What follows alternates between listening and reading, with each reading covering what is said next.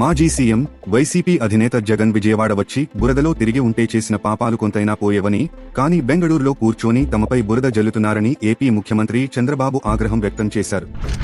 విజయవాడలో వరద ప్రభావిత ప్రాంతాల్లో ఆయన పర్యటించారు.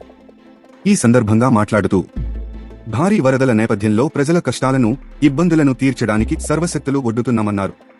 తనతో పాటు మంత్రులు, అధికారులు కూడా బురదలో తిరుగుతున్నారన్నారు.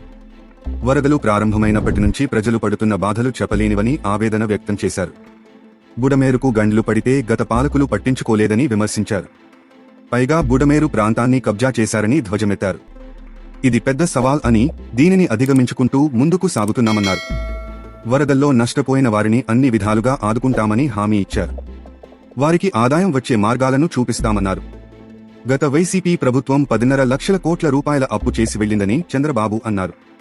ప్రభుత్వానికి తీవ్రమైన ఆర్థిక ఇబ్బందులు ఉన్నట్లు చెప్పారు.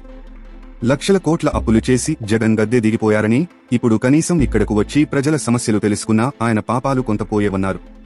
పశ్చిమ గోదావరి జిల్లా పెంటపాడు మండలం పడమర విప్పర్రు గ్రామంలో శ్రీ విద్యానికేతన్ స్కూల్కు చెందిన చిన్నారులు వరద బాధితుల కోసం తమ పాకెట్ మనీని విరాళంగా ఇచ్చారు.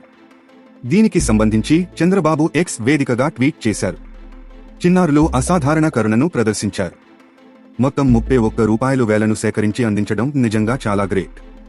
విద్యార్థుల్లో ఇలాంటి ఉదాత్తమైన విలువలను పెంపొందించడం పట్ల స్కూలు యాజమాన్యాన్ని అభినందిస్తున్నాను. అవసరం ఉన్నవారి పట్ల శ్రద్ధ వహించడం, సాయం చేయడాన్ని వారికి బోధించడం చాలా గొప్ప విషయం. ఈ విలువలను విద్యార్థులు పాటించేలా చూసిన పాఠశాల యాజమాన్యాన్ని నేను అభినందిస్తున్నాను. ఇటువంటి సంఘటనలు మానవత్వంపై మన విశ్వాసాన్ని పునరుద్ధరిస్తాయి. దయగల, బాధ్యతగల పౌరుల నేతృత్వంలోని మంచి భవిష్యత్తును ఇలాంటి సంఘటనలు వాగ్దానం చేస్తాయి అని పేర్కొన్నారు.